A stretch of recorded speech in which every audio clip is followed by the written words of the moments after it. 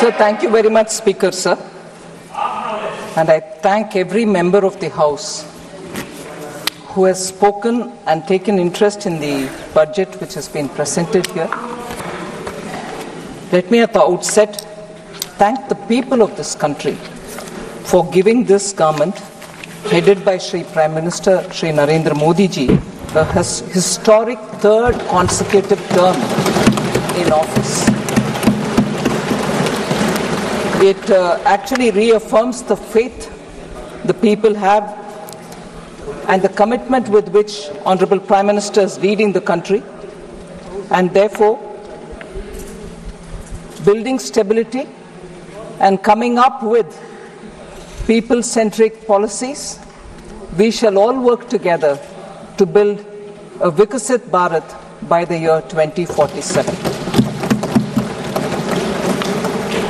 I am extremely humbled by the trust faith.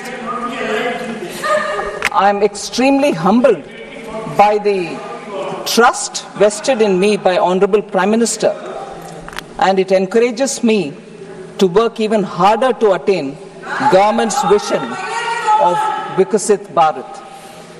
I would like to thank all the members for having participated in this robust debate, and I'm trying here to address almost all the issues raised by the honourable members, and I shall go by issue, which would cover many members under each issue, but I'll try to name as many of them as possible. So just before I do the part where I'm responding to the honourable members, I would like to highlight some of the budgetary points, features, which is very important for us to understand where this budget fits in itself in the long path towards Vikasit Bharat. Sir, this budget actually draws upon what was mentioned in the vote on account. So essentially infuses into itself everything, almost everything said in the vote on account. And after that, of course, brings a newer addition towards making this year the first step towards the next 5 years leading towards Vikasit Bharat. So the continuity from the vote on account is something that I'd like to underline. The principle of governance has from 2014 been Sabka Saath, Sabka Vikas, Sabka Vishwas and Sabka Prayas, and following that we shall come forward and work together to make sure we overcome all the difficulties. The budget actually seeks to consolidate all the earlier accomplishments. It also outlines measures in order that we overcome the challenges, and two core elements have been highlighted. One is the social inclusivity, that is reaching out to all strata of the people in the society, and geographical inclusivity through equitable development for all the regions in our country. So we are taking a whole of nation approach and now seeking to make sure that we fulfill the aspirations of our people. So briefly, if I were to summarize on points which are meeting this objective that we have set before ourselves, is the expenditure of the government has actually grown exponentially. It is today 48.21 lakh crores. It is projected to grow by about 7.3% over 23-24 and 8.5% over pre-actuals of 23-24. We call it pre-actuals, although with the final figures are almost there because it has to be certified and audited. We give the nomenclature pre-actuals, but they are actually close to the real REs. Within the total expenditure, sir, one feature which has marked India's growth story post the COVID, it is the capital expenditure which the public money with which we are building assets, meaning government's own expenditure to build assets, to build capital expenses are the ones, capital expenditure is the one which has actually enabled us to come out of COVID, whilst many other countries in the world are doing very many different things, but yet this one tested formula of depending on the multiplier which comes out of spending on public expenditure, spending on capital expenditure through public money, has actually yielded us such results that post-COVID, consistently we've maintained high growth rate, and we are the fastest growing in the world as a result of this very clear government's approach. And in that total expenditure of 48.21 lakh, 11.11 lakh go for capital expenditure.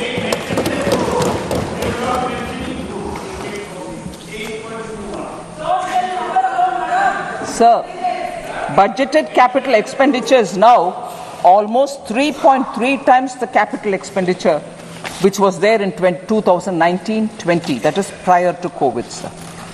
If you actually calculate the effective capital expenditure, that is the sum which is referred to when the budgeted capital outlay and the grants and aid for creation of capital assets which is given to the states, grants and aid go to the state's capital account, but it remains in the revenue account for us. But because it also creates capital in the state's name, if we were to calculate the effective capital expenditure, it is pegged at 15.02 lakh or above 18% over the RE of 23-24. So that is the impetus we are giving for growth to be sustainable and for us to retain the growth rate that we have been very clearly attributing for the hard work of the people of this country. I'm not getting into the details of the revenue expenditure because that is already in the budget documents. But more importantly, I get into talking about the allocations because I think a lot of members have said probably the allocations in the social sector has come down. I want to, by giving the data, I want to showcase to the ministers, to the honorable members, that the expenditure on the contrary has gone up in each one of them, and I'll show by how many.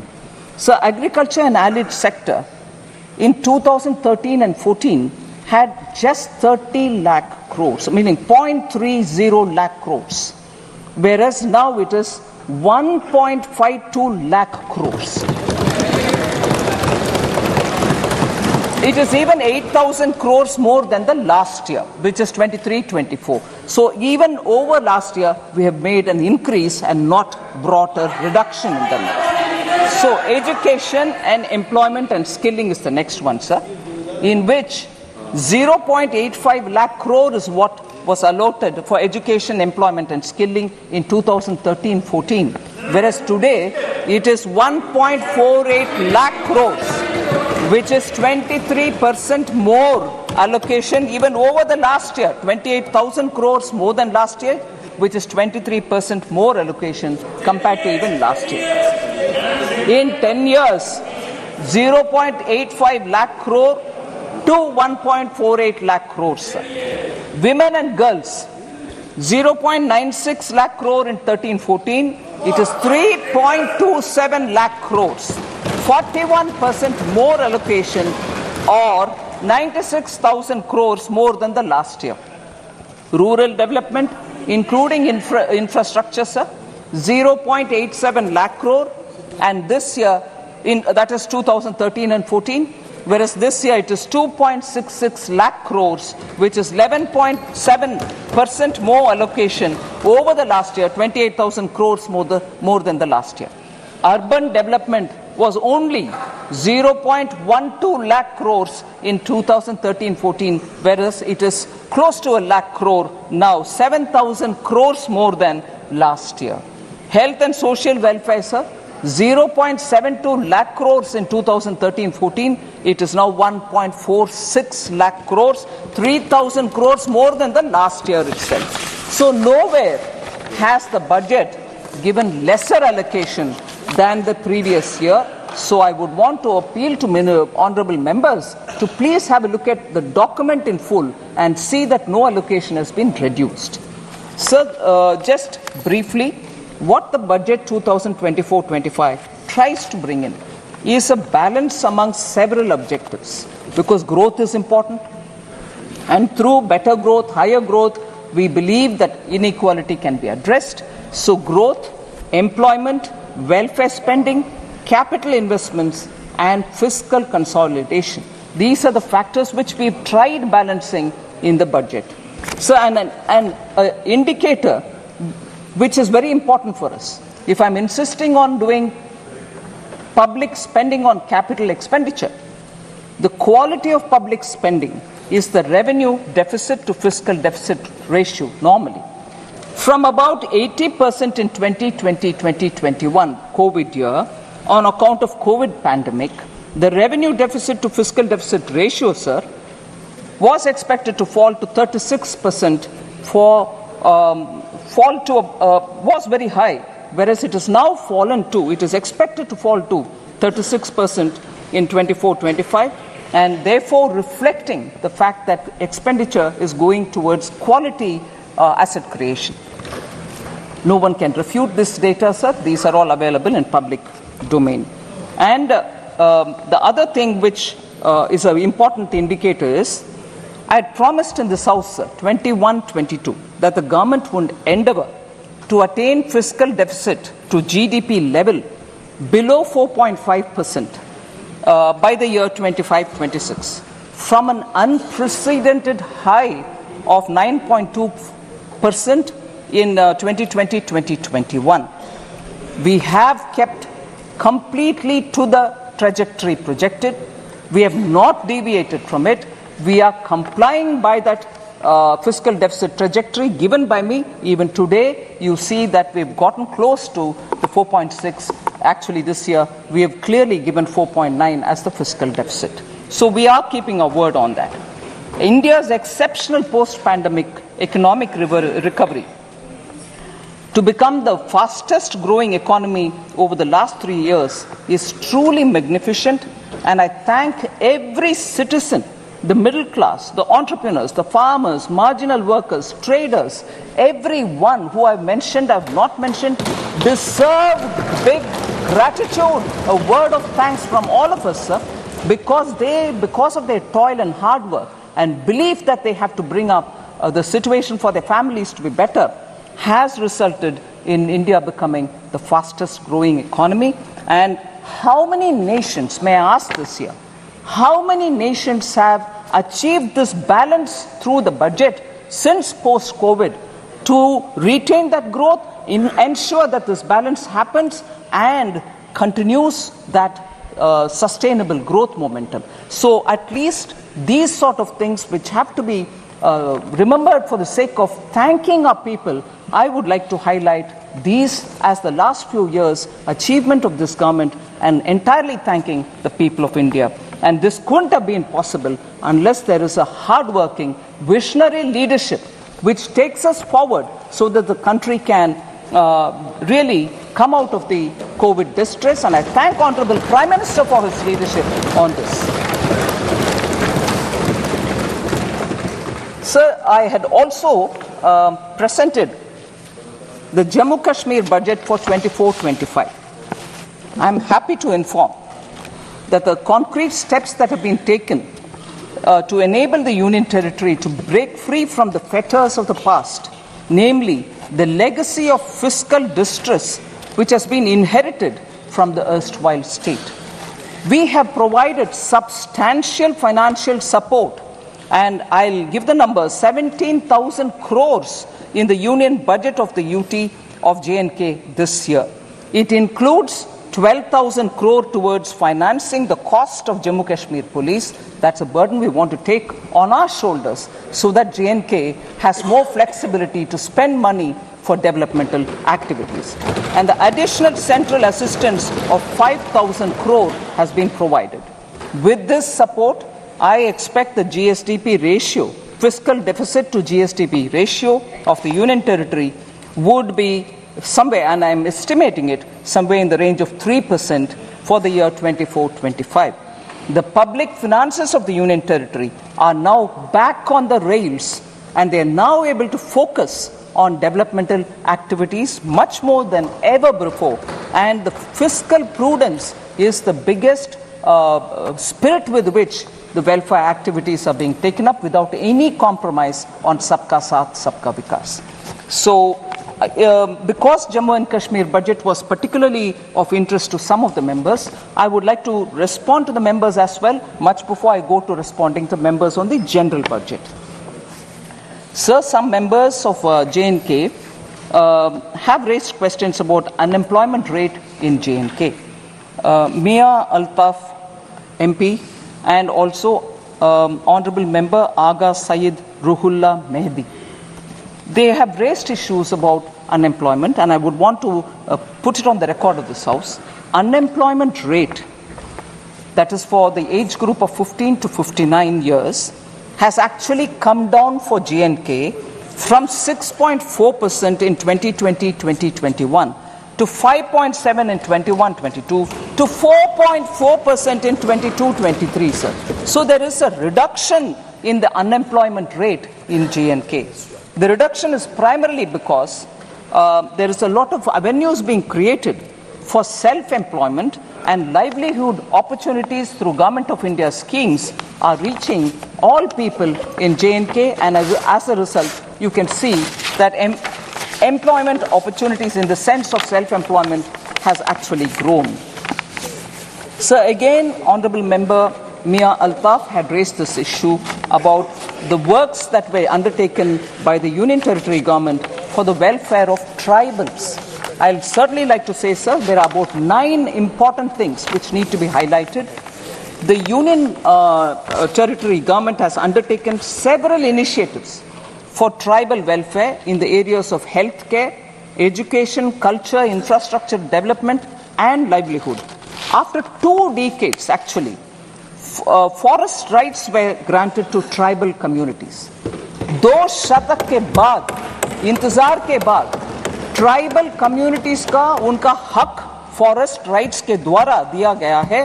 5,943 forest right certificates have been issued to the tribal people. First ever survey of the nomadic tribal population has also been conducted. Transport facilities are being provided to the nomadic tribes and the Bakarwals because they move up the range during summer and come down from the higher reaches to the lower levels. Transport facility is also being provided. Transit accommodation is provided to migratory tribal communities. Again, the communities which move from colder to slightly warmer regions in winter, including community kitchens, medical and veterinary dispensaries, and community toilets. All these have been provided for the migratory tribal communities. Professional coaching centers, scholarships, skilling for 48,000 tribal youth, 8 new hostel buildings, 285 smart schools, 6 Ekalavya residential schools have all been developed in the Union Territory of Kashmir. 80 schools to be transformed into smart schools in the tribal areas. That's a very important step forward, and it will benefit tribal children. 186 tribal villages are being developed under the PM Adi Adarsh Yojana, so helping tribal communities. Tribal Research Institute is being developed in Srinagar, and these are some of the very specific measures being taken by the government, and I hope the Honourable MP has got substantial information on the question that he asked. Sir, now I come to the general budget, in which I go by issues in which many members of parliament have spoken, so I've clubbed together members. The first issue I take up is members from the opening speaker, Kumari Shelja, Professor Saugata Roy, Hebe Eden, Dr. T. Sumati, Charanjit Singh Channiji, and many others have all spoken about how there is a threat to cooperative federalism. Only few states have been given the benefits in the budget. Sir, I'm very sure, I would like to humbly state this, I'm sure all the members know that in a budget speech, if a state is not named, it doesn't mean that no money goes to them. And therefore, that was a misleading campaign which, being in the opposition, unfortunately, a lot of members did speak about. It pains me to know. It pains me to know that they could say that if you're not mentioned in the budget speech, your state gets nothing at all. Sir, I would like to I'd like to tell you, Honorable Speaker, sir, from 2004-5, sir, 2004 to 5 onwards. First of all, I'll say बाकी राज्यों को क्या है वगैरह, but I'll first say some things. Sir, कोई भी माननीय सदस्य बैठे बैठे कोई भी टिप्पणी करे तो आपको उसका जवाब नहीं देना। ठीक है सर। बिना permission. Sir,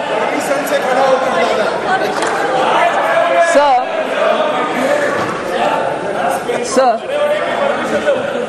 I'll take the example, sir.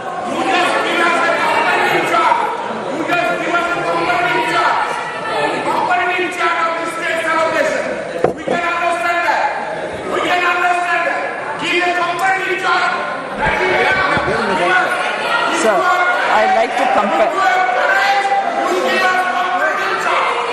Sir, I'm picking up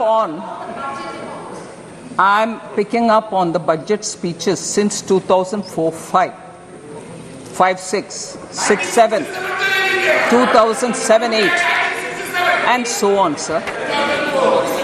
2004-5 budget did not take the name of 17 states. I like to ask the UPA government members at that time, did money not go to those 17 states? Did they stop it? Then if they stopped it, they have every business to ask this question. I presume they didn't stop money going to those 17 states because they didn't name it. So when it is one thing for them, it's all right. When the same thing happens somewhere else, no, it's not all right, you've deceived. 17 states were not named in 2004-5. 18 states were not named in 2005-6. 13 states were not named in 2006-7.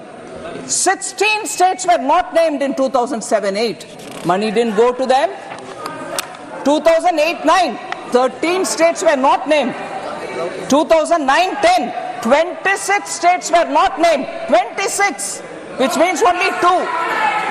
Sir, oh yes, sir, if we are being blamed that only 2 states were named and the other states are not getting anything, 2009-10 budget had only 2 states, Bihar and Uttar Pradesh, and no other state. What does that mean then? It's all right when you do it. You didn't give money to those states which you didn't name. So, sir, you can't have it both the ways. You do one thing and then you blame the same thing on somebody else. What happens to the states which were not named? I'm asking now, 2009-10, 26 states of India did not have a mention.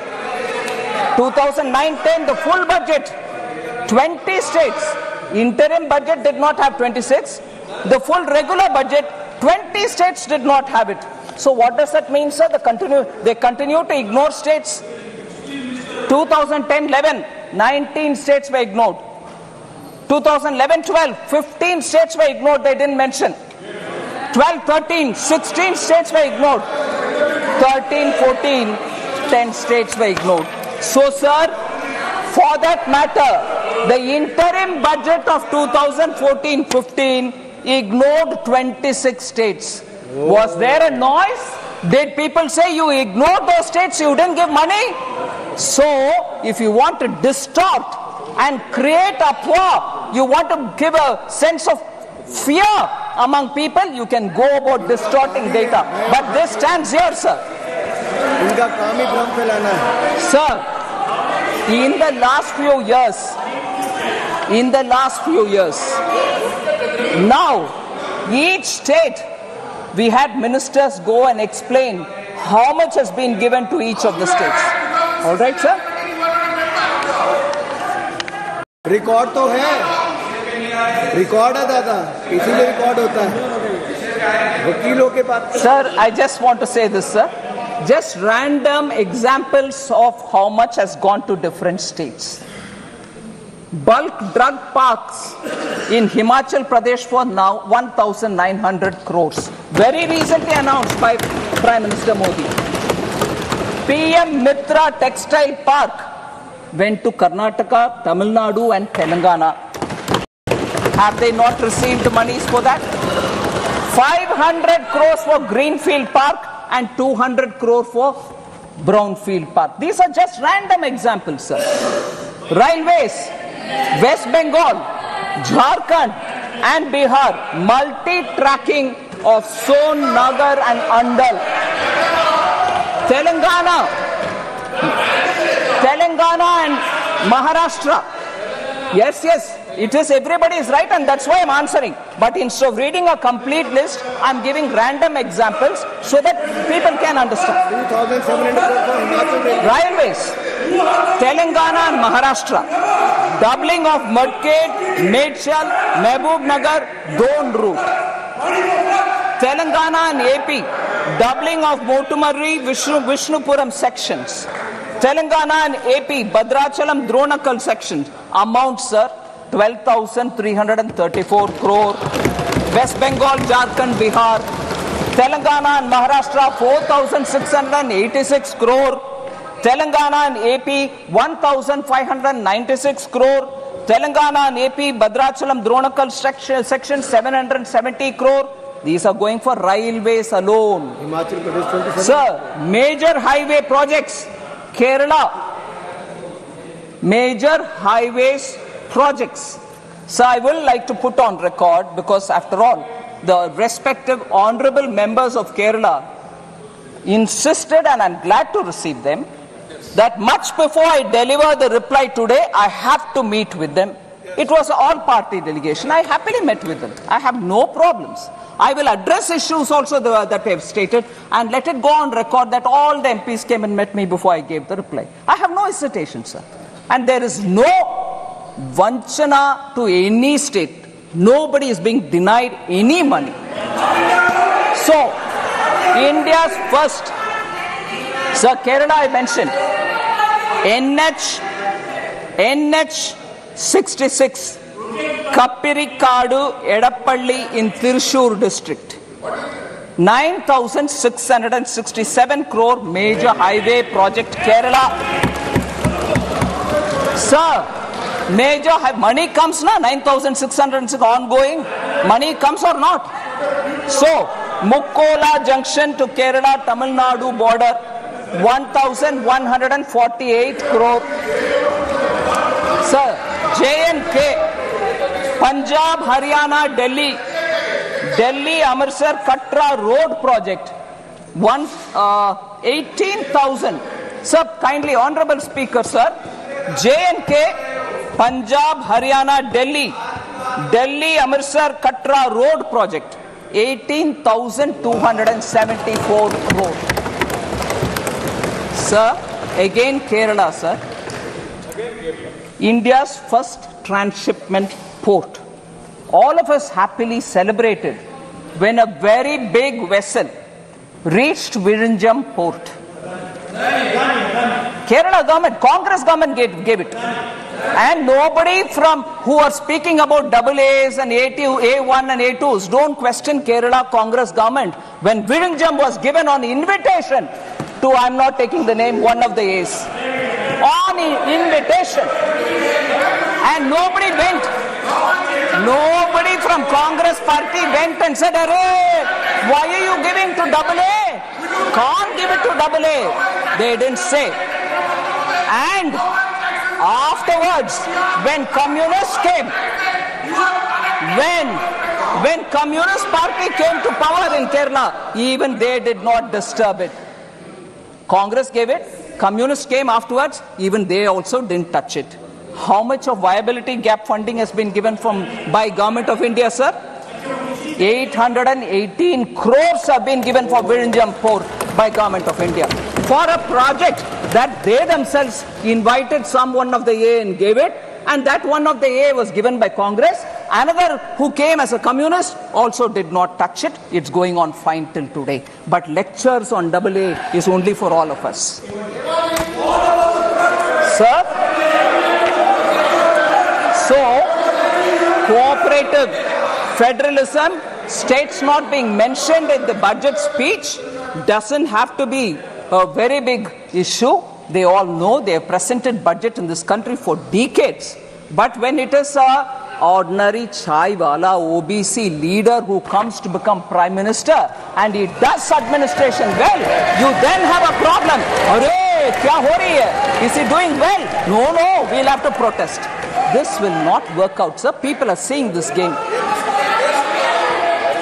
So total resources allocated to transfer of states in BE 24-25 is 22,91,182 crores, and that is an increase of 4,93,645 crore, 27.5% over the last year's BE. States transfer to states 22,91,182 crores. Sir, you know the size of the budget, and rightly that much which is due to go to the states are going on time. Then, of course, sir, I've spoken about the criticism about not mentioned in the budget speech. I don't want to elaborate. There are other things. Agricultural allocation has come down, and legal guarantee for MSP. This also has been spoken by more than 20 speakers. Honorable 20 members have spoken. I'll just elaborate. I know Honorable Minister Shivraj Ji has been answering a lot of questions related to agriculture in the last few days. There may be some repetition in my statement, but I'd like to highlight.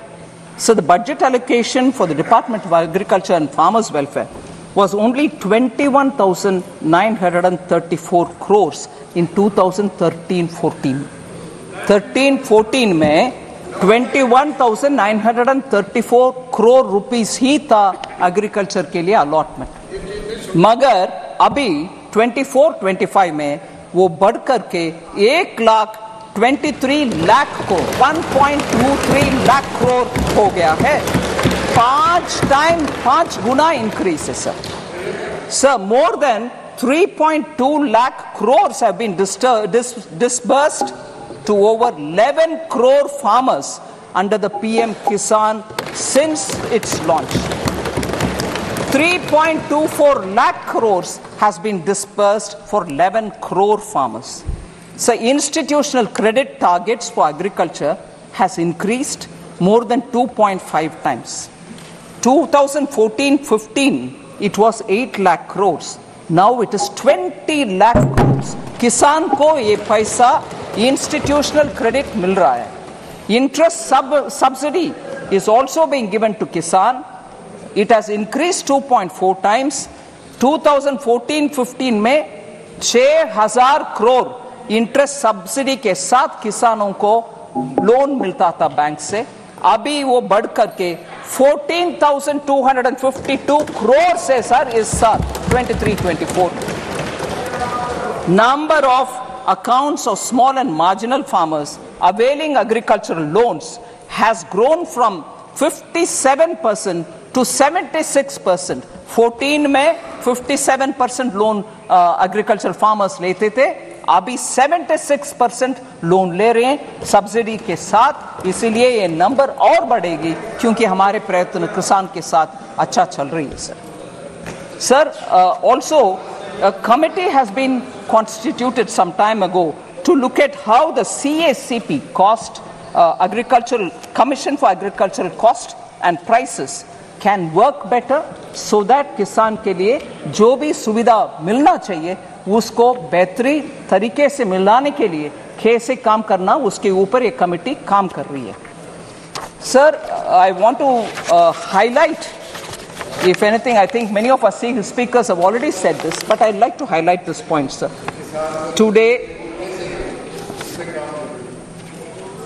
Today, sir, the Congress Party and the India Alliance partners are all doing good lot of politics on the farmers. I'm saying it with consideration, sir. I'm not speaking loosely. The National Commission on Farmers, MS Swaminathan, had recommended in 2006 minimum support price should be at 50% more than the weighted average cost of production. This was not accepted by the UPA government. The cabinet note, which was drafted in July 2007, said, and I quote, sir, MSP is recommended by the CACP on objective criteria considering the variety of factors involved. Therefore, setting an increase of at least 50% on the cost may cause distortion in the market.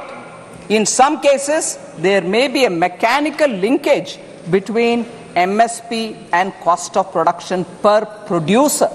इतना कह करके MS Swaminathan के report को दरकिनारे कर दिया UPA government ने 2007 में।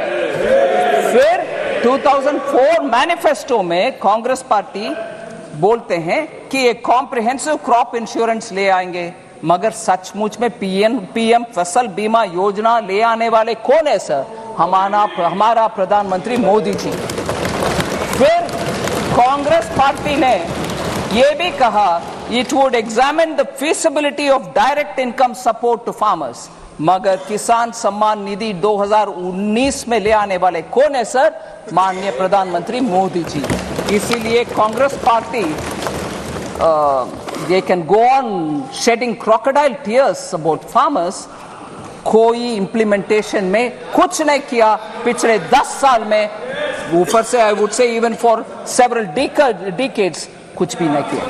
The failure of the flagship loan waiver, sir, मैं failure of the loan waiver 2008 के ऊपर बात करना चाहता हूँ. 2008 के चुनाव में किसान के लिए लोन वेवर के ऊपर इतनी सारे बातें की. CAG found gross irregularities in the implementation of the 50,000 crore agricultural debt waiver and debt relief schemes. एक आध विषय उसमें CAG रिपोर्ट में कहा गया कि around 164 crore was waived off in violation of the guidelines. Implementation में पूरे के पूरे गपलाबाजी करने वाले कांग्रेस है सर. 22% of the cases में lapses and errors पाया गया. 8.5 farmers out of the accounts audited were not eligible to get loans. शायद जीजा बच्चीदा आ गए इसीलिए लोन जिनका मर्जी दे गए, कोई इसमें मेजरिंग मापदंड कोई फॉलो नहीं किया. 34% of the eligible beneficiaries of the test checked accounts were not issued debt waiver certificate. ये मैं मानती हूँ बेरहम एक स्टेप है सर, जिसमें अगर बैंक वो सर्टिफिकेट नहीं देता वो किसान दोबारा लोन नहीं ले पाता. 34% of the eligible cases में वो सर्टिफिकेट तक नहीं दिया गया. इनके लोन वेवर जिसके ऊपर वो जीत कर आए 2009 में, उतना गपलेबाजी हुआ उसमें. आज किसान के रो रहे.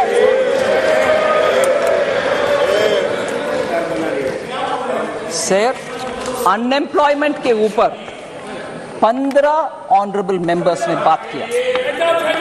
सर, इसमें कुमारी सैलजा, अभिषेक बैनर्जी, सौगता रॉय जी, हिबी ईडन, राजीव राय, दुराई वाइको, पप्पू यादव जी, डिम्पल यादव जी, एनके प्रेमचंद्रन जी और के सुब्रायन जी, ऐसे बहुत सारे, डॉक्टर सुमति, अनएम्प्लॉयमेंट के ऊपर बात की.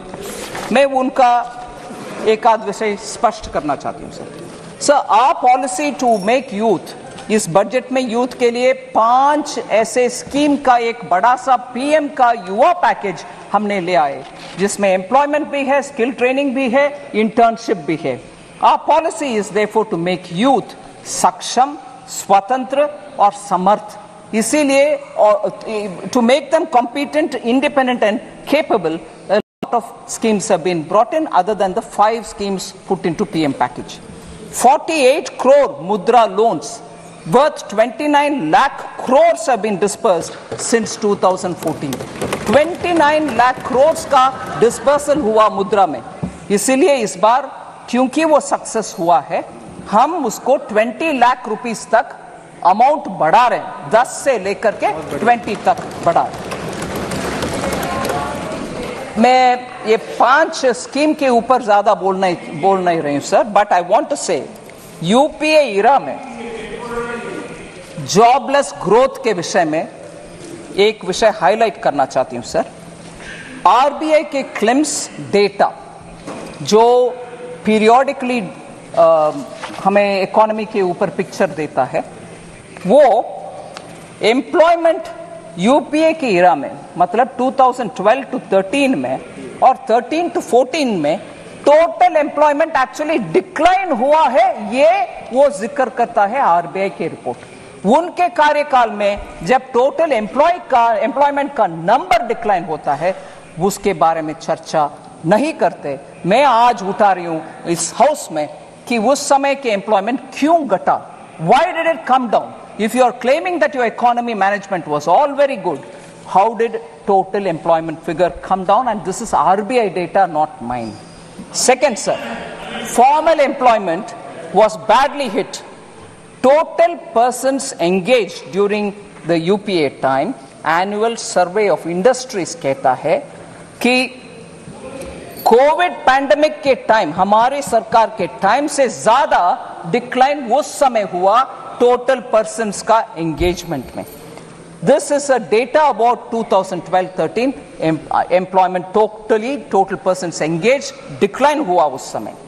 Sir, we want to highlight the fact that the annual periodic labor force survey reports show that the labor market indicators for persons in the age group of 15 years and above has steadily improved under Prime Minister Modi 2017-18 to 2022-23. Our employment figures have improved.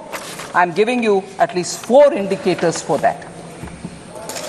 Labor force participation has increased from 49.8 in 2017-18 to 57.9% in 22-23. Labor force participation number. इसमें women labor force participation has risen to 37% in 22-23 from 23% which was in 2017-18.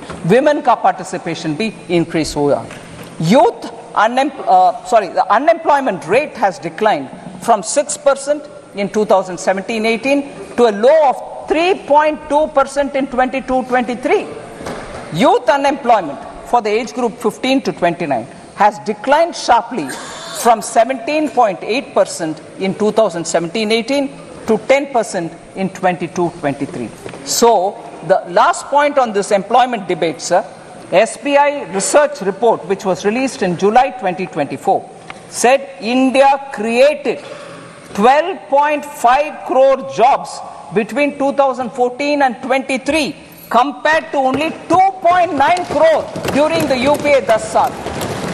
2.9 crore UPA के 10 साल में, मगर अभी 12.5 करोड़ हमारी 10 साल में sir. सो employment के ऊपर बार बार गलत फहमियां प्रचार करना ये छोड़ दे, क्योंकि डेटा उसके खिलाफ है।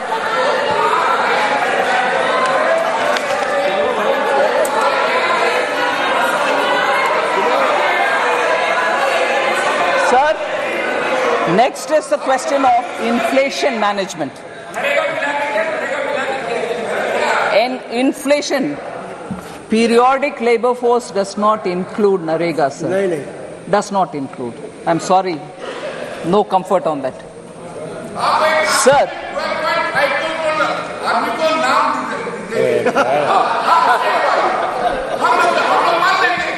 Sir, inflation. चेयर कर इधर सुनना ही नहीं है।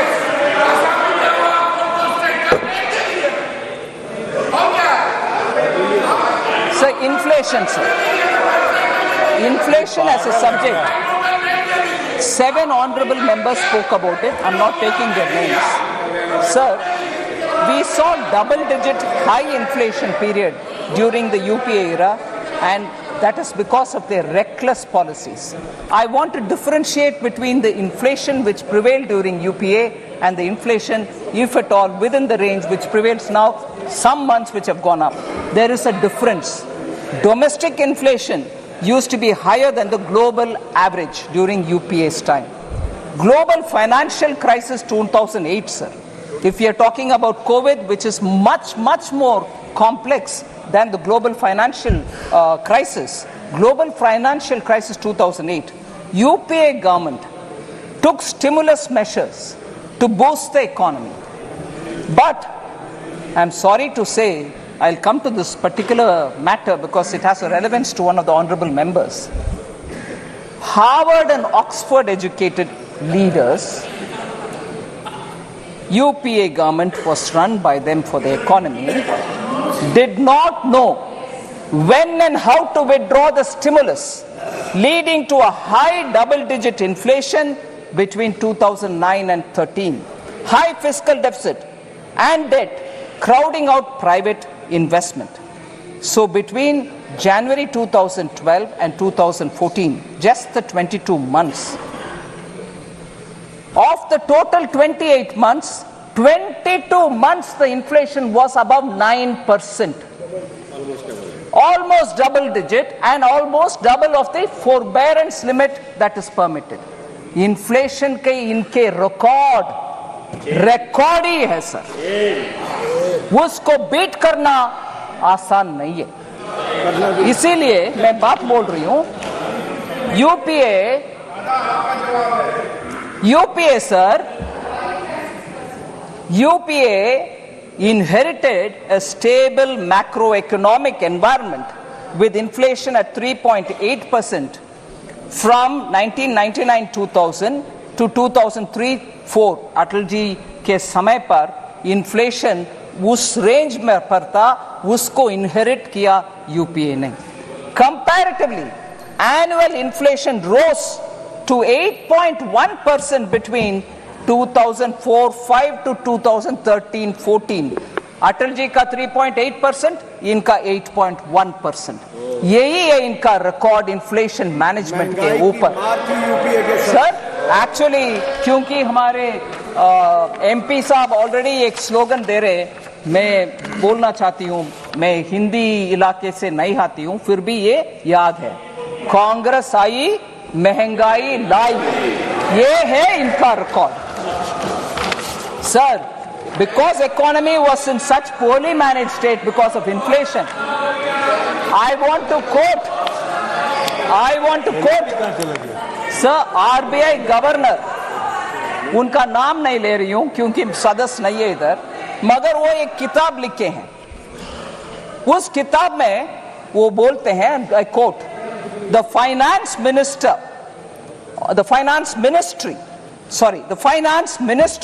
used to pressurize the RBI to soften interest rates and present a rosier picture of growth to shore up sentiments. क्योंकि आपके आर्थिक व्यवस्था इतना बिगड़ गई थी, आप आरबीआई को फोन करके उनको बोल रहे हैं कि प्लीज ठीक से मैनेज करो भैया, क्योंकि सेंटिमेंट अफेक्ट हो जाएगा. आप कुछ मैनेजमेंट नहीं किए, मगर ये किताब में फॉर्मर आरबीआई गवर्नर लिख रहे हैं सर इनका इकोनॉमी के मैनेजमेंट के ऊपर.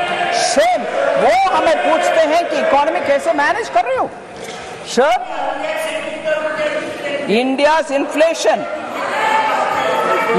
inflation between 2020-2023 is much lower than the global average. Prime Minister Modi, in spite of COVID, planned the economy in such a way that our inflation did not affect so badly. I want to just give you the list of the records, sir. NDA के समय 99 to 2004 तक 3.8, UPA 1 में 6%, UPA 2 में 10.2%, so UPA 1 and 2 put together 8.1%. अभी हम आ रहे हैं NDA 1 में 14-15 से लेकर इन्फ्लेशन 5 years में 4.5%, NDA 2 में 5.7%, NDA 1 and 2 put together 5.1%. कहाँ है 8.1%? हमारे 5.1% कहाँ है? मैं ये भी दुख के साथ कहना चाह रही हूँ, जब प्रधानमंत्री जी पेट्रोल और डीजल प्राइस को 2 बार कम किए, बीजेपी स्टेट्स ने कम किया, इन्फ्लेशन हटवाए, मगर यूपीए के स्टेट्स कोई कुछ नहीं किया। उसके वजह से उनके स्टेट में इन्फ्लेशन हाई रहा। देश के लिए नुकसानदायक पॉलिसी है यूपीए का। ठीक है, हम कैसे मैनेज किए inflation? Group of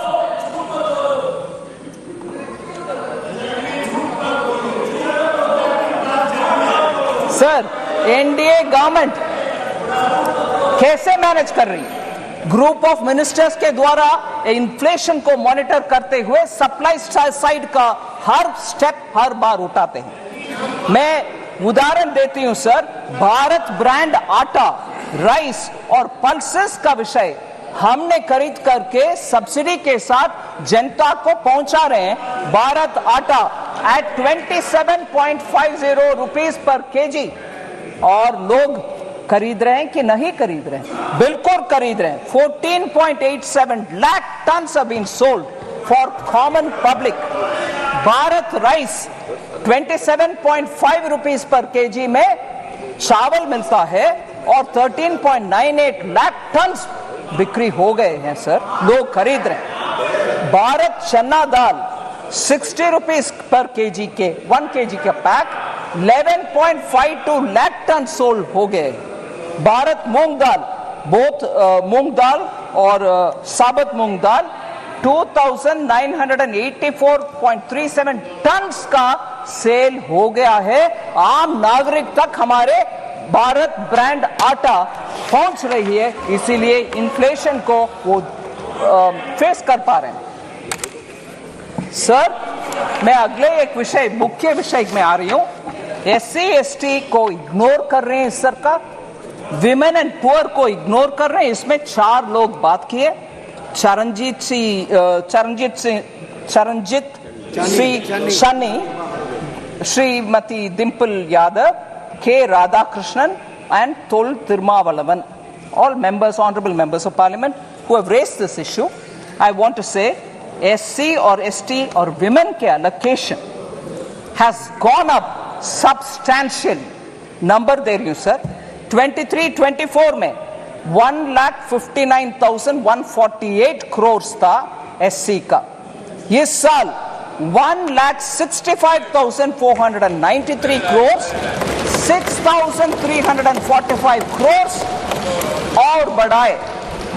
ST 1,19,706 crores, 1,24,909 crores now, 5,113 crores अधिक we have increased it.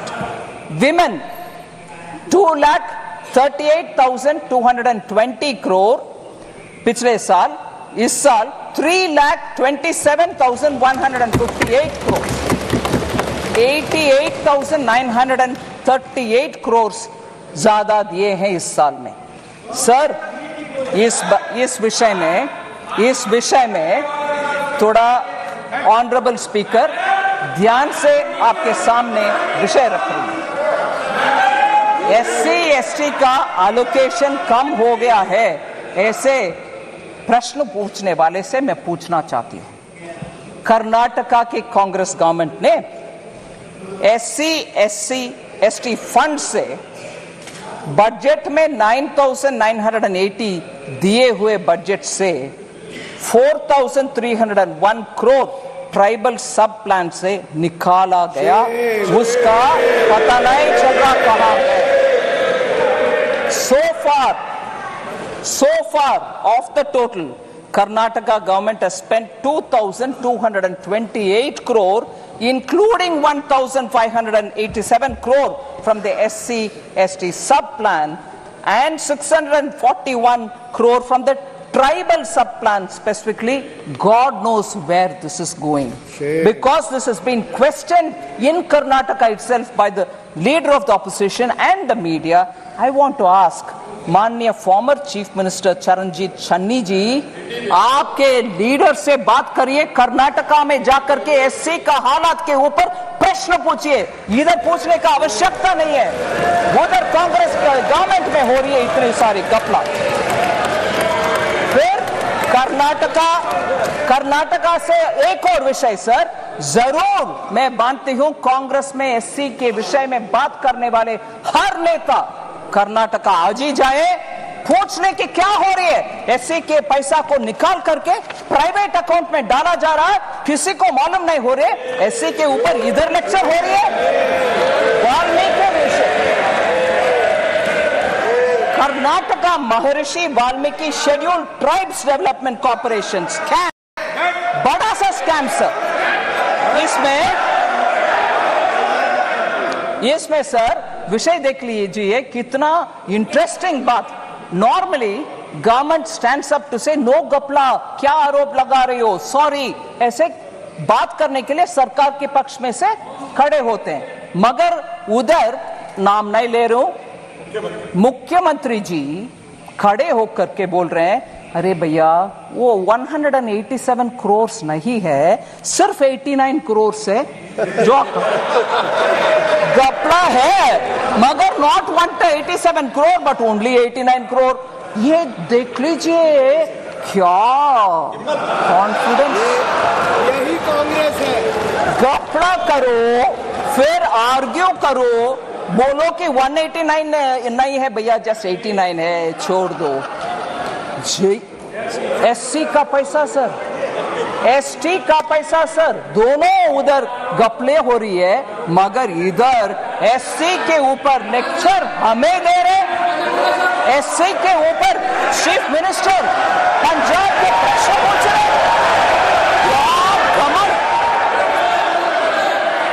In the past BJP government, how many scams have been occurred? Sir, skill India mission के ऊपर, स्किल इंडिया मिशन के ऊपर honourable member Abhishek Banerjee, Madhya Pradesh, honourable member Owaisi ji और वरुण चौधरी जी ने प्रश्न पूछा। I want to highlight 3 honourable members, Abhishek Banerjee ji, Owaisi ji और वरुण चौधरी जी ने प्रश्न पूछा। इन द लास्ट डिकेड, क्योंकि डिजिटल पब्लिक इंफ्रास्ट्रक्चर इतना नेसेसरी हो गया है, स्किल इंडिया डिजिटल हब में कैसे क्या है विषय, उनका कंसर्न है। स्किल इंडिया मिशन में सक्सेस नहीं हुआ, मैं उनको जेंटली बोल सकती हूँ। In the last decade the employment of Indian youth has increased sharply, rising from 34% in 2014 to 51% in 24। ये सब क्योंकि उनका स्किलिंग हुआ, उनके अपग्रेडिंग ऑफ स्किलिंग हुआ, उसके वजह से वो आगे आना संभव बन रहे हैं। और इस बार बजट के द्वारा 5 स्कीम्स का package, PM skill for youth और एम्प्लॉयमेंट फॉर यूथ के पैकेज के द्वारा इसको और आगे बढ़ाएंगे। यूथ के लिए हम काम करेंगे। और हमारे position sir world skills competition में 19th पोजीशन में थे हम 2017 में स्किलिंग में।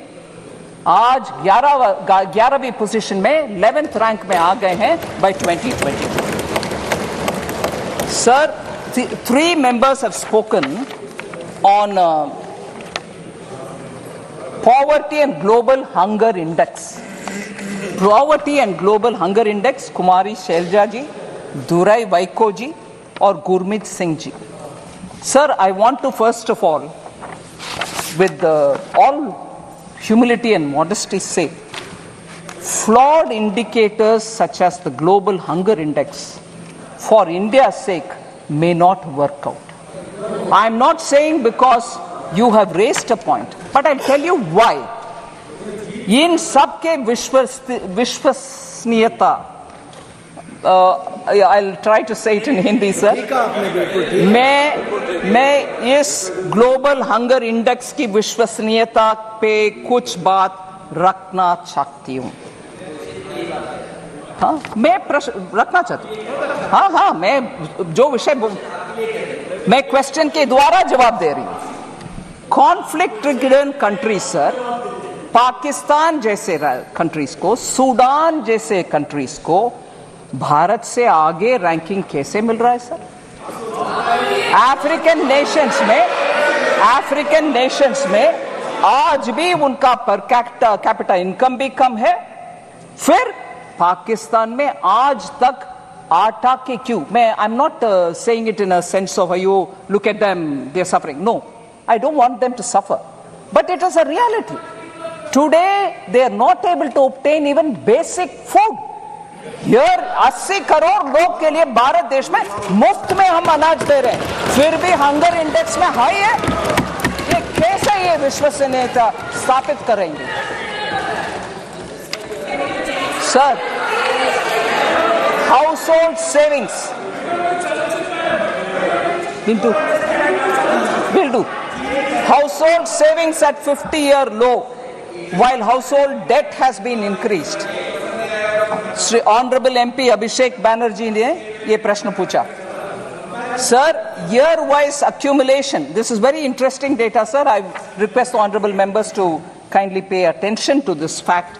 Net financial savings of the household sector from 8.32 lakh crores in 2013-14 has risen to 14.16 lakh crores in 22-23. Net financial savings of the household sector. This is an increase of 70%. Household savings in the form of physical assets. Bank में fixed deposit में cash रखना एक चीज है, मगर घर खरीदना या घर में विस्तार करने के लिए एक कमरा बनाना वो अलग विषय है. Today, in the form of physical assets, sir, construction of houses or other immovable properties increased from 14 lakh crores in 2013-14 to 35 lakh crores in 22-23. It clearly indicates a shift of savings in the form of physical assets rather than in the form of financial assets. The registered investor base at the National Stock Exchange has tripled from March 2020 to 2024 to 9.2 crores of Indians 31 March 2024 tak. So, potentially translating into 20% of India's households now are channeling their household savings into financial markets. ये हम ध्यान में रखना चाहिए. Sir,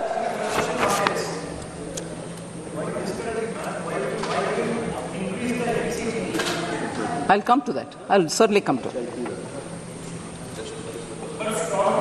Sir, Honorable Speaker, sir, I'm almost coming to the end, sir, but one or two important points. Sir, I thought you wanted the answers. Sir, lack of transparency in budget. Lack of transparency in budget was the issue raised by Honorable Member N.K. Premchandran. I want to highlight the fact, sir. In fact, it is completely the opposite of what used to prevail under UPA. And I'll give you examples with which I want to say this charge, lack of transparency in budget, should actually be posed by N.K. Premchandran ji to UPA budgets. Sir, all the details have already been provided. I'm not going to say what is revenue, how much is revenue receipt, how much is other receipts. The borrowings are meant for financing fiscal deficit, because the question also said how government will finance the additional allocation of around 56,000 crores. So I want to just highlight borrowings are for financing fiscal deficit in a way. I would like to mention that the borrowing has been reduced due to better fiscal management and reducing the fiscal deficit from 5.1% in interim budget to 4.9% in the regular budget of 24-25 explains that. The hallmark of Prime Minister Modi from the days when he was Chief Minister of Gujarat is fiscal prudence without compromising on welfare. He continues on that track. He has not compromised on welfare businesses or schemes, but very clearly manages his finances carefully, and that is why you have that fiscal prudence reflecting in the fiscal deficit. Sir, this is a total contrast to what had prevailed during UPA. I want to highlight how the Congress-led UPA government, constant practice of hiding the deficits through off-budget borrowings and issuance of oil bonds, which shifted the fiscal burden to future generations. Under the UPA, standard fiscal practices were routinely changed to make the budget numbers look favorable. You saw, I've already said how the RBI governor spoke. In order to make an impression of nice, goody-goody, you call the RBI, you fudge the numbers, you put it under the carpet. All this has happened during UPA, not our times, sir. In financial year 2021, the government, our government under Prime Minister Modi, rapidly repaid all outstanding National Small Saving Fund loans which were provided to the FCI in lieu of food subsidy by providing additional budgetary support. We cleared the accounts, sir. Very good. And as a result, that came onto the budget, and there was no hiding under the carpet. External borrowing कर दिया, budget में दिखाया नहीं. मैं budget fiscal deficit अच्छा number दिखाऊंगा, मगर इधर borrow करते रहे. नहीं. Everything that you get, everything that happens in finance ministry is now in the budget for all of us to see. इसमें कोई पीछे से borrow करो, उधर रखो, इधर दिखाना नहीं है, नहीं होता. So lack of transparency अगर है तो वो यूपीए के गवर्नमेंट में हुआ था, अभी नहीं. Complete food subsidy under the PM Garib Kalyan Anna Yojana is being provided transparently through government budget. Sir, from 21-22, off-budget funded schemes are being proactively disclosed in the budget document. इसीलिए हर step हम ले रहे हैं transparency की ओर. I want this to be recognized by the honorable member. So the last two members who asked particular questions, sir, on the minority budget has been reduced. Honorable member Ziaur Rahman Bark from UP, I forget his constituency, Sambal. But I must say, sir, you normally don't allow us to mention names of people who are not the members. But with your permission, I want for a moment to pay a momentary dedication to his grandfather, Shafiqur Rahman Bark, late Shri Shafiqur Rahman Bark, because he was a very elderly member. He came several times to meet me on his constituency-related problems. I used to respect him. I gave him a lot of time to understand his issues, and where I could help, I have helped him. But not for that, but I do recognize the dignity with which he has approached his assignments, even with that aged, even with that seniority in age. So I want to respect the grandson who's now come in his position, who's asked this question. Sir, minority budget, has it come down? No, it hasn't come down. I want to very clearly say, sir, 22-23, actuals are 803 crores. 23-24, budget estimates were 3,098 crore. 24-25 budgetary estimates, 3,183 crore, 85 crores more than the last year has been given. No reduction in the fund. Sir, under NMDFC, which is National Minorities Development and Finance Corporation, since 2014, 8,300 crores worth of loans have been disbursed to more than 22.5 lakh minority beneficiaries, of whom 85% are women. So the young new member, I want to give him the information. And the last one, sir, under insurance problem in the country, and there is an 18% GST on health insurance. This was asked by Honorable Member Karthi Chidambaram. I want to highlight that PM Jeevan Jyoti Bima Yojana has over 20 crore enrollments and over 16,087 crore claims have been paid till date. 2 lakh insurance cover at just 436 rupees per annum premium. We have paid 2 lakh, we have paid 20 crore enrollments, and 16,087 crores have been cleared as insurance claims. PM Suraksha Bima Yojana, sir, 44 crore enrollments and 2,757 crore claims have already been paid. And what is the structure, sir? 2 lakh rupees for total disability or accidental death at just 20 rupees per annum premium. So this is the way insurance for the common people have been given by Prime Minister Modi, and this is reaching a lot of poor people. And I'm happy to say, even during COVID, we had cleared a lot of claims, even if they didn't meet the usual requirements of doctor's certificate, mortuary certificate, nothing. PM gave a clear instruction saying, during COVID, all claims be settled. We don't want anyone to suffer because insurance certificates are not come.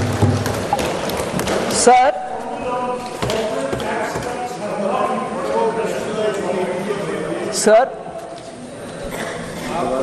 this is not something I very much would want to speak about, but there are one or two things which I need to highlight before I come to the last 2 points, sir. Professor Saugata Roy has raised a lot of issues, but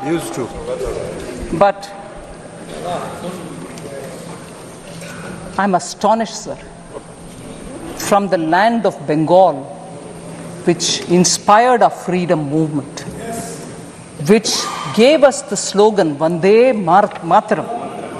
Here, you don't hear me all right, no? Vande Mataram. I'll be happy to say it 10 times. Vande Mataram. Bengal gave this call, and we are very inspired by that. And from that Bengal today, we have a Professor Saugata Roy who says, I'm not bothered, I'm not worried, but it is worth mentioning for this House's consideration. He says, I do not expect Finance Minister to be like Dr. Manmohan Singh. Certainly, I also don't want to be like Dr. Manmohan Singh. She is not a PhD from Oxford, not even like Chidambaram, who has got a management degree from Harvard. She's from our own JNU. But the problem is she's bereft of new ideas. सीधा मैं आ रही हूं sir प्रश्न सीधा मैं आ रही हूं प्रश्न में a lady who I respect a lot,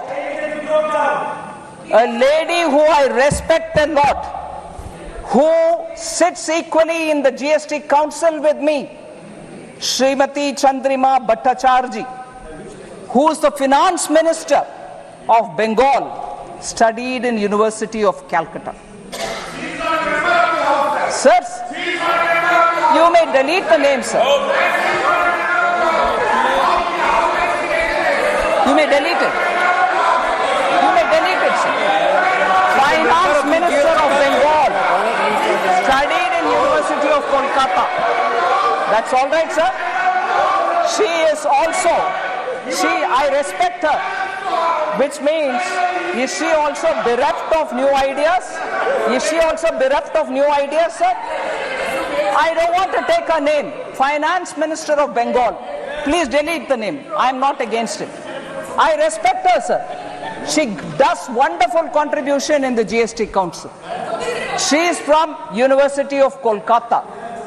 So, when the reference is made to me saying she is from JNU, but the problem is she doesn't have any, she's bereft of new ideas. Is she bereft of new ideas?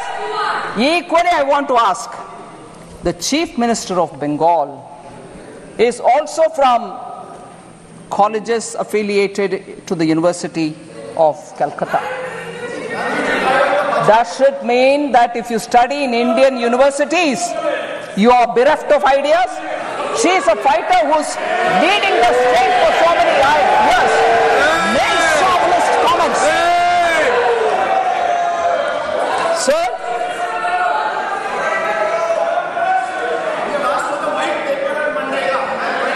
I'll come.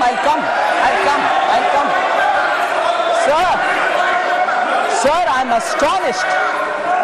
astonished when we talk about the Chief Minister's qualification and saying that she's a good Chief Minister who's fighting. We are from Indian universities. Whether it is Chief Minister of Bengal or myself, we are all from Indian universities. In what way we are less to the Harvards of the world, the Oxfords of the world? I want to ask this question to the male chauvinist professor who seem to be attacking women, and even worse, he is a professor in one of the Indian colleges. He is not teaching in Harvard. He is not teaching in Oxford. So is he also equally not so qualified? A professor in Indian university demeans people who have got qualification from Indian universities, sir. Professor Saugata Roy, please be ashamed of yourself. Sir, even worse, he says in 1920, the inequality, sir, the inequality in India was less in 1920 than it is now. Is a statement professor made. I can't believe this statement. Sir, Bengal suffered under the British. We all see the images of skinny, starved, bone and skin Indians, Bengal people who were starved by the British, and the entire grain of West Bengal was taken to fund the war. People were photographed sitting skinny with bones and skin, and that Bengal was better in equality than now. What a shameful statement to make. In this house, inequality was better under British than now. What a shameful statement to make. Now I come to talking about Bengal's economy, sir. I'll give all the white paper they want. Sir,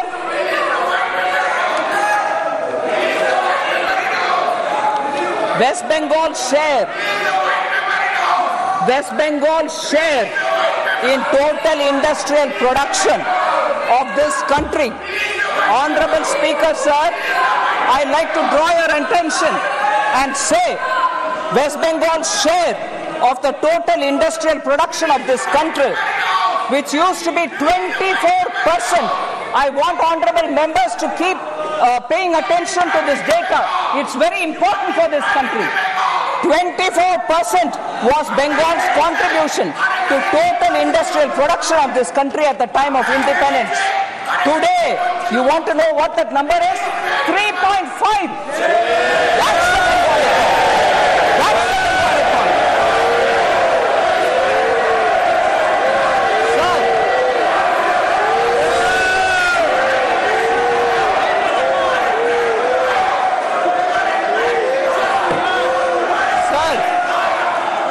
There's been a downward trend in the gross capital formation. In 2010, West Bengal accounted for 6.7% capital formation in India. Now it accounts only for 2.9%. They want a white paper? I'll give a white paper. I will definitely give a white paper. This is the performance of Bengal's economy, sir. सभा की कार्रवाई आज 8 बजे तक बढ़ाई जाती है. The state of West Bengal, sir, attracts less than 1% of the total Indian FDI. अगर आप सवाल पूछोगे तो जवाब सुनना पड़ेगा. आपने सवाल किया तो जवाब दे रही है वित्त मंत्री जी.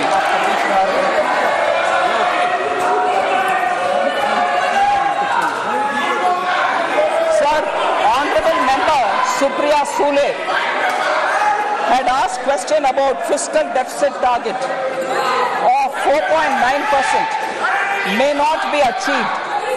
With supplementary demand, it might go up to 5.6%. Is our apprehension. I want to reply to Honorable Member Supriya Sule, sir. The year-end actuals of a year represents the full financial year's expenditure. It is inclusive of additional appropriation that may have been granted to the Parliament by the Parliament through supplementary demand. But I want to lay before Honourable Member my fiscal deficit numbers. 21-22, the fiscal target set was 6.8%. What we achieved is 6.7%. 22-23, 6.4 was the target set. 6.4 was achieved. 23-24, 5.9 was target set. 5.6 was achieved. And 2024-25, 4.9 is what we mentioned here. I'm confident that of achieving that fiscal goal and the glide path which we have given, and therefore 4.5% of GDP for 25-26 is what we will achieve is my hope.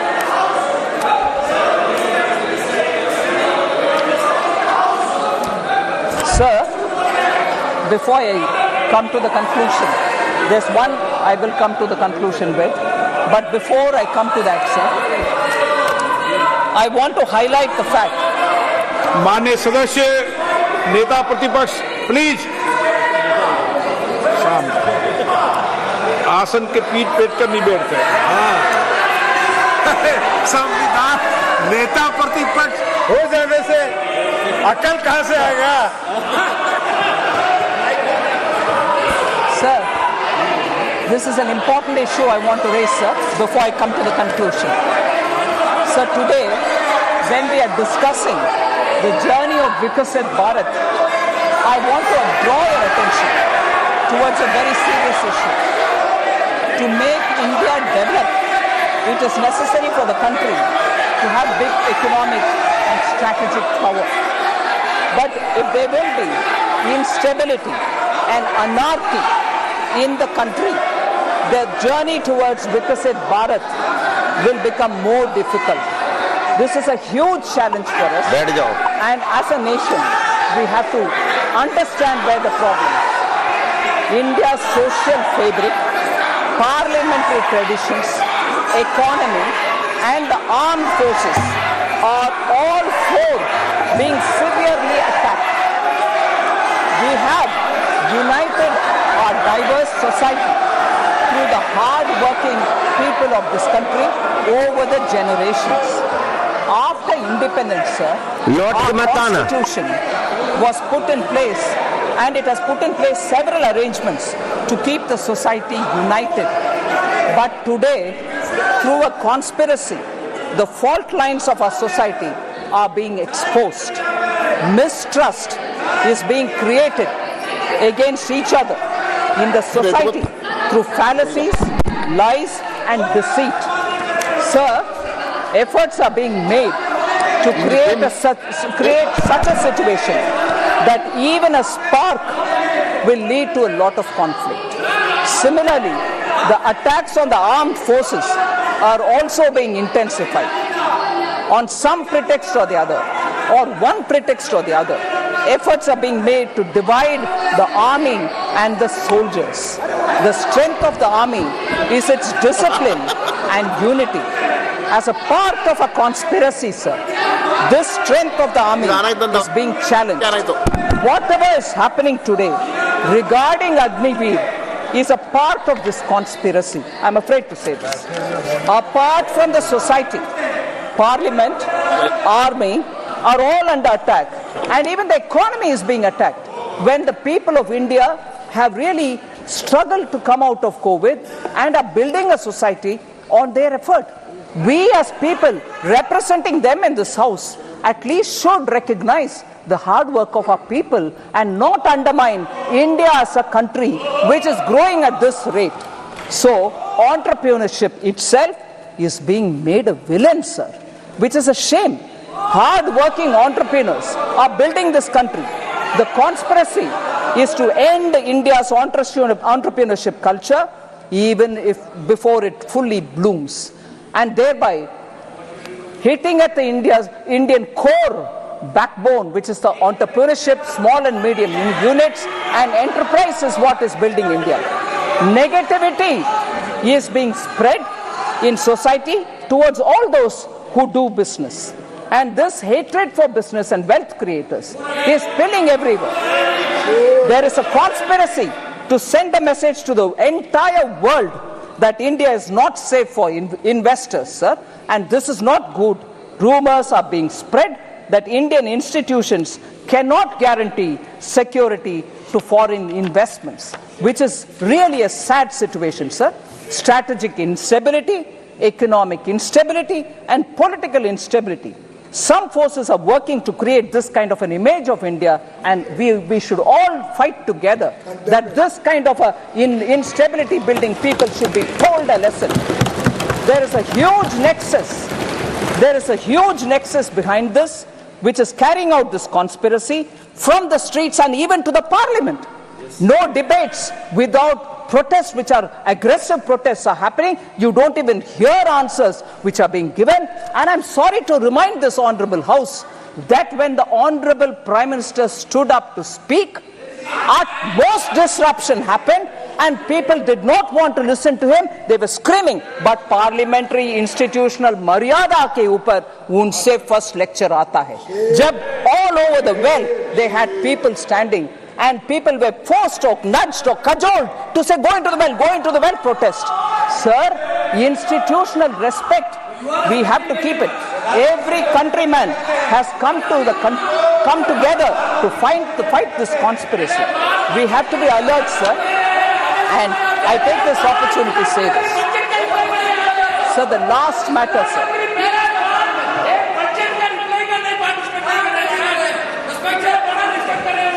Sir, the last matter.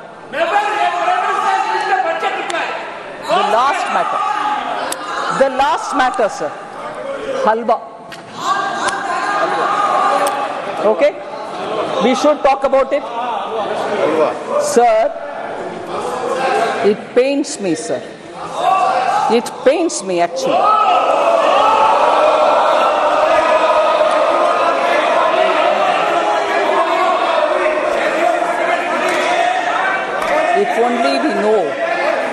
If only we know the background with which halwa ceremonies are conducted before the budget is prepared. If only we know the background.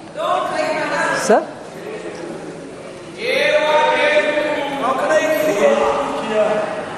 If only we know the background of why halwa ceremonies happen, sir. It's a very important phase where actually in this country halwa ceremonies have been happening for a very long time. माननीय मंत्री जी, कब से हो रही है ये भी बता दो आप. मैं बोल रहे हैं सर, मिंटो रोड में जब प्रिंटिंग प्रेस था, जब बजट उधर प्रिंट होता था, तब से लेकर के staff who get themselves inside that premises, budget present होने के बाद तक जब बाहर नहीं आते थे, आज भी वो सिस्टम बरकरार है. वो लोग अपने आप, क्योंकि अंदर जाने के बाद till they can't come out till the budget is read, on their own used to organize halwa making. क्योंकि भारत में एक ट्रेडिशन है, कोई भी अच्छा काम शुरू करने से पहले नींबू मीठा. At that time, sir, Italy में नहीं होगा. Okay, correct. भारत में हो रहा, कहीं और नहीं. Sir, Navratri meaning 9 nights and 8 days. पुराने जमाने में they used to stay inside only. No phone, no contact, no landline. If anything, one officer who was given the power to come in and go out, he would convey the message. कुछ नहीं और बाहर world से संपर्क. बोल रही हूँ, please. अभी sir 5 nights and 4 days nowadays they stay in the cellar of North Block, and this is essentially because the confidentiality of budget making has to be respected. So they go in, and before going in, we start this halwa ceremony. And there are media reports, sir, one or two, which I'll read out, which captures it. Halwa ceremony, sir, one media report says, and I quote, "It serves as a recognition for the hard work and dedication of the Finance Ministry officials and staff who have been diligently preparing the budget documents. Dating back to 1980, the halwa ceremony precedes the printing of the budget documents, which take place at the basement of the North Block, a process that must be completed without any official leaving the premises until the budget formally is presented. So this is done more, unquote. Now I again take one line. A sense of solidarity and teamwork among the team members के लिए ये बना करते हैं. It also says it stands as a testament to the tradition and protocols observed in one of the most significant events in the Indian governance calendar. Sir? Yes? In this, sir, the staff themselves make it. The staff themselves make the halwa. Staff themselves make it. Sir, why did it become? Sir, I wish honorable members listen, sir, because they are very scared that something is coming to hit them. When did this become a photo event? When did this become a photo event? Sir, I want to underline this.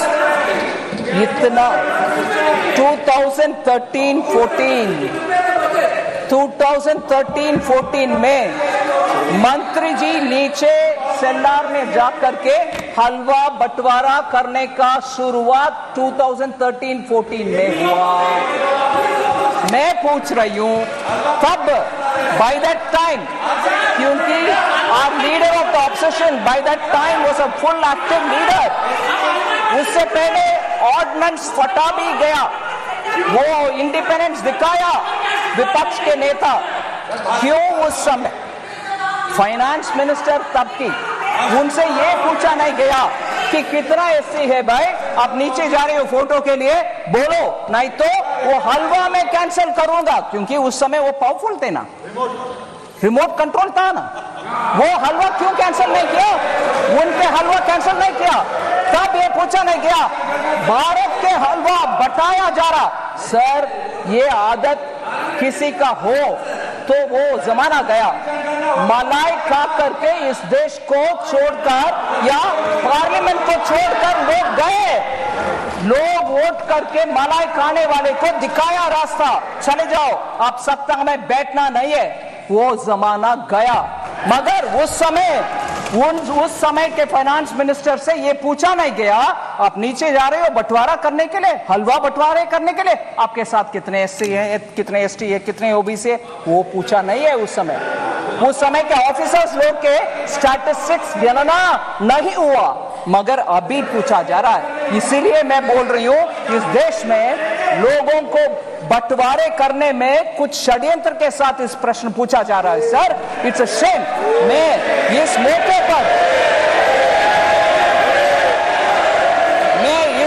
पर मैं respect करना चाहती हूं दो लोगों को.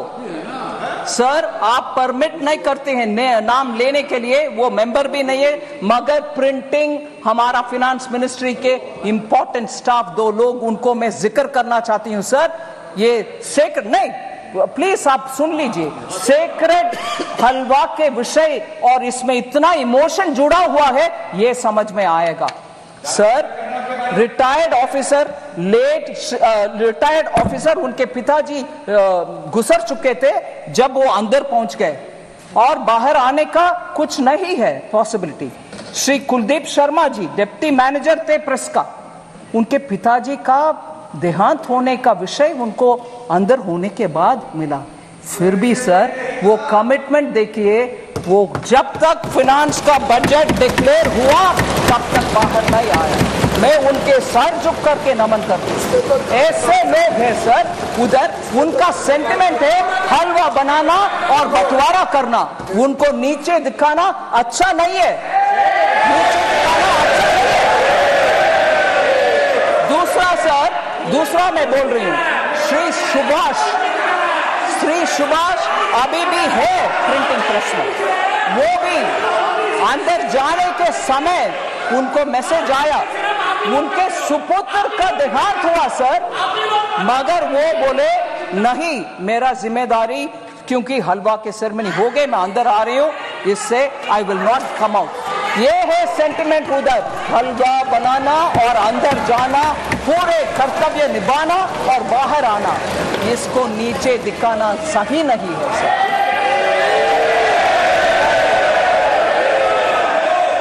Sir, SC के ऊपर, ओबीसी के ऊपर बहुत सारे विषय हमारे एमपी गण बात कर रहे हैं।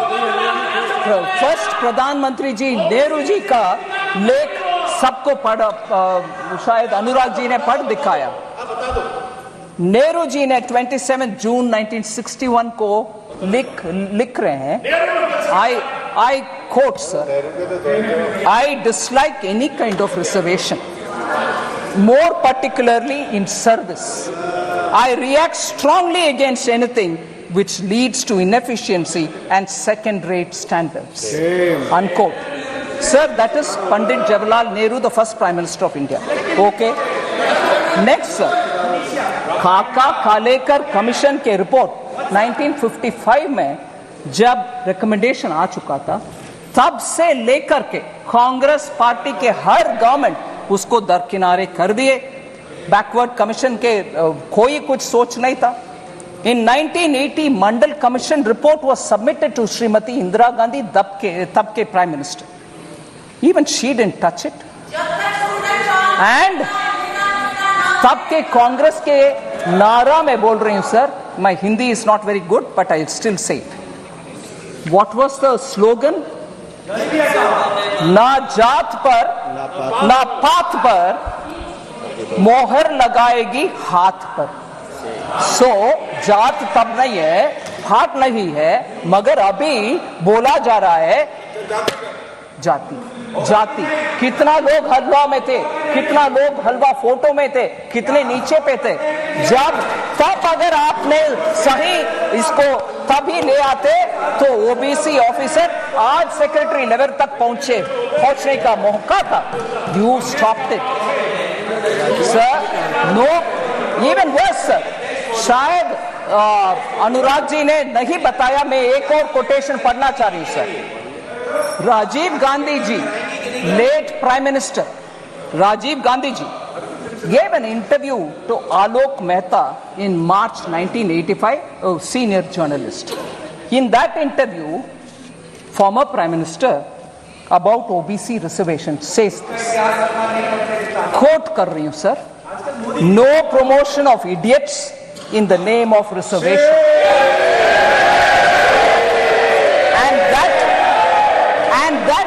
Promoting idiots in the name of reservation, and that promoting idiots in the name of reservation would harm the entire country, unquote.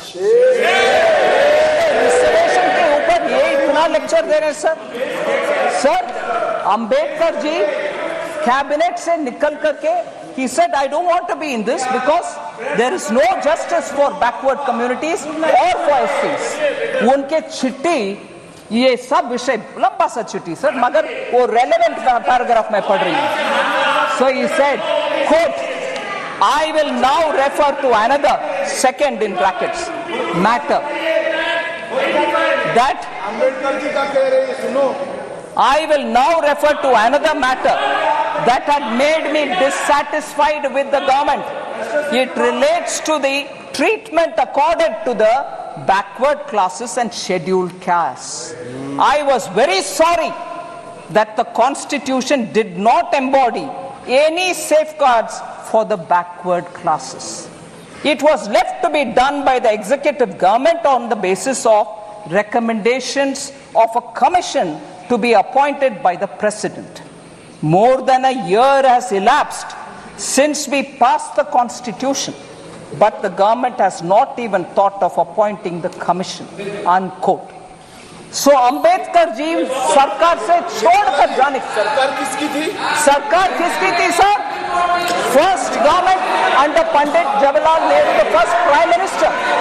इनके दादा परदादा के बयान ये सब है सर।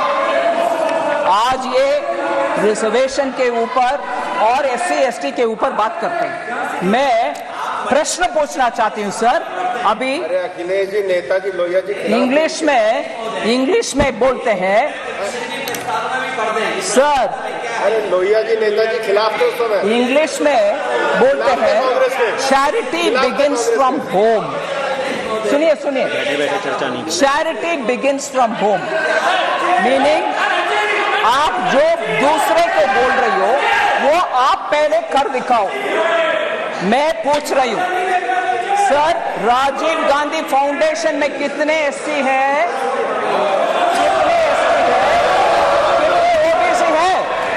क्योंकि बाहर के वाले लोगों का नाम पढ़ना नहीं है, 9 लोग हैं, कोई एससी नहीं है।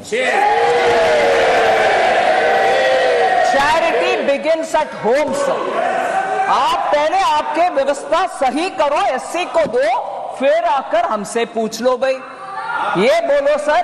फिर दूसरा एक उदाहरण देती हूं sir, Rajiv Gandhi charitable trust, उसमें 5 लोग हैं बोर्ड ऑफ ट्रस्टीज में, नाम नहीं पढ़ रही हूं सर, मगर मुझे एक भी एससी नहीं दिखाई।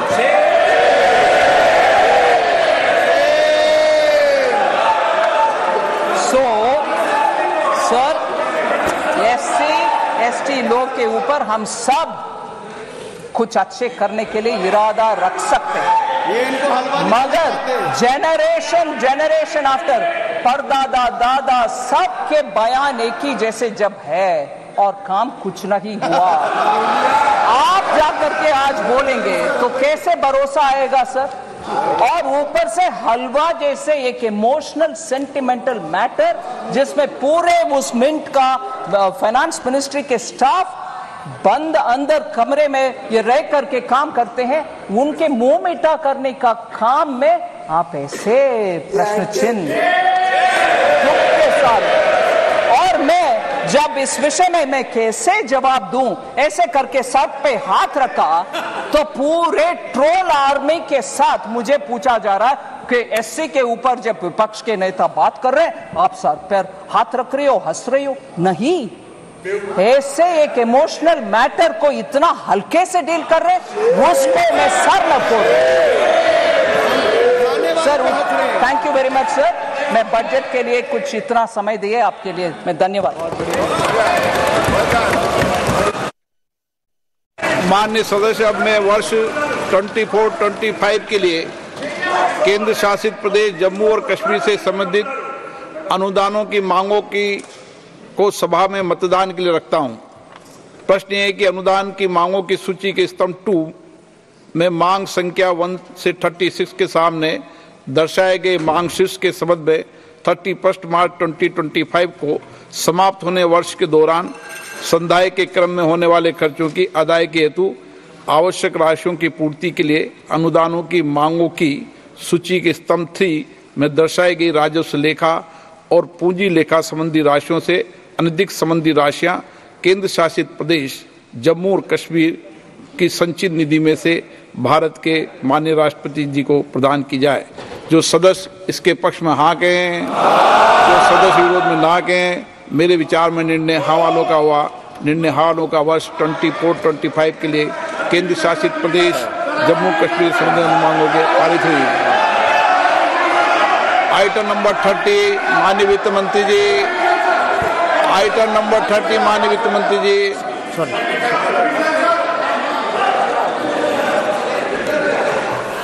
Sir, I rise to move for leave to introduce a bill to authorize payment and appropriation of certain sums from and out of the consolidated fund of the Union Territory of Jammu Kashmir for the services of the financial year 24-25. प्रश्न ये कि विधेयक को पुनर्स्थापित करने की अनुमति प्रदान की जाए। जो सदस्य इसके पक्ष में हाँ कहें, जो सदस्य विरोध में ना कहें, मेरे विचार में निर्णय हाँ वालों के पक्ष में हाँ वालों के पर अनुमति प्रदान की माननीय मंत्री जी विधेयक को पुनर्स्थापित करें। Item number 31। Sir, I introduce the bill, sir.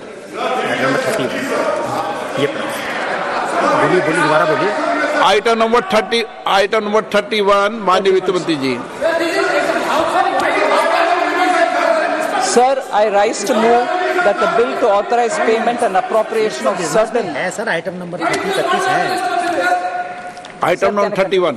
Sir, I rise to move that the bill to authorize payment and appropriation of certain sums from and out of the consolidated fund of the Union Territory of Jammu and Kashmir for the services of the financial year 24-25 to be taken into consideration.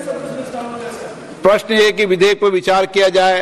जो सदस्य इसके पक्ष में हाँ कहें, जो सदस्य विरोध में ना कहें, मेरे विचार में निर्णय हाँ वालों के पक्ष में हाँ वालों के पर विधेयक पर विचार करने का प्रस्ताव स्वीकृत गया। अब सभा पर विधेयक खंडवार विचार करेगी। प्रश्न है खंड 2 और 3 विधेयक का अंग बने। जो सदस्य इसके पक्ष में हाँ कहें, जो सदस्य विरोध में ना कहें। मेरे विचार में निर्णय हाँ वालों के पक्ष में, हाँ वालों के पक्ष में खंड 2 और 3 विधेयक का अंग बना। प्रश्न ये है कि अनुसूची विधेयक का अंग बने। जो सदस्य के पक्ष में हाँ कहें, जो सदस्य विरोध में ना कहें। मेरे विचार में निर्णय हाँ वालों के पक्ष में, हाँ वालों के पक्ष में अनुसूची विधेयक का अंग बनी। प्रश्न है कि खंड 1 अधिनियम सूत्र विधेयक का पूरा नाम विधेयक का अंग बने। जो सदस्य इसके पक्ष में हाँ कहें, जो सदस्य विरोध में ना कहें। मेरे विचार में निर्णय हाँ वालों के पक्ष में, हाँ वालों के पक्ष में खंड 1 अधिनियम सूत्र विधेयक का पूरा नाम विधेयक का अंग बने। मंत्री जी प्रस्ताव करें कि विधेयक को पारित किया जाए। Sir, I rise to move that the bill be passed. प्रश्न है कि विधेयक को पारित किया जाए। जो सदस्य इसके पक्ष में हाँ कहें, जो सदस्य विरोध में ना कहें।